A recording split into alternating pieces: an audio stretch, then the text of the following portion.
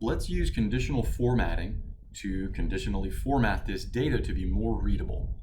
Again, this is a dynamically queried table from a web query, so we'll use conditional formatting so that the data stays more readable even if it's updated. Study the data just a moment. You'll see that there's a hierarchy to this data. I want to highlight the major and minor rows. So let's build a new conditional format rule. Alt-H-L-N. We'll select the formula. So I want to format the whole row if just the value in column D meets a specific constraint. In our case here, major. So if D2 equals major, then I want to format the whole row. So I'll specify the format to be bold, and we'll fill it out with a little darker color here. Now recall, because we want to distribute this format throughout the whole row, I will lock the column. Okay. And that doesn't seem to be working. I think I missed my applies to range. Alt-H-L-R. Yeah, applies to. We'll just press Control A to select the whole table. And we'll apply that. And I think we're probably still going to have an issue. I don't know, I guess this is fine. Sometimes after changing the applies to range for a rule, the condition format will also change. So just be careful of that. But this is doing exactly what we want it to. So let's build a new rule for minor. New rule, format equals $D2 is minor. We'll specify the same format here. And I have to fix my applies to range. Apply.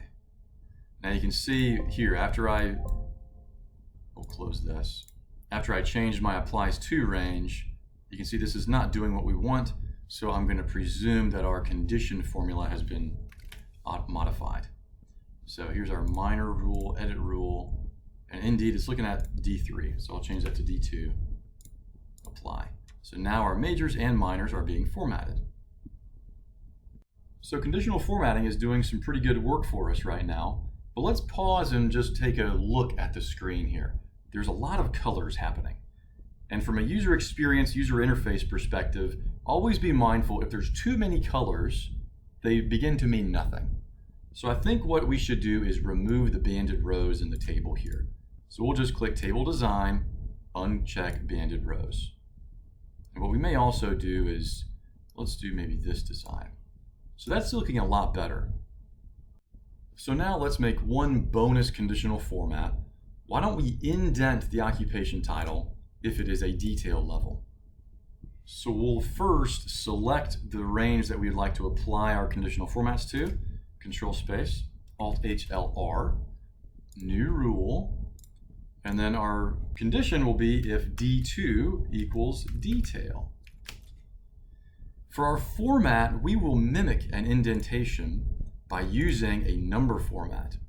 We'll click Custom, and instead of general here, let's just type over that with a few spaces. 1, 2, 3, 4, 5, and then we'll type an ampersand. So the ampersand in your number formats indicates to just display whatever text is in the cell. And we've preceded that with some spaces. So here's your indentation. Let's click OK. Actually, let's add some italics to it as well. Italics, boom. Now let's click OK. I think that should be OK. We'll click OK. And let's see. No, I think my conditional format rule has been goofed again. Alt-H-L-R. Let's check it out. Sure enough, we got to change this back to D2. There we go. Now that's looking like a nice readable set of data.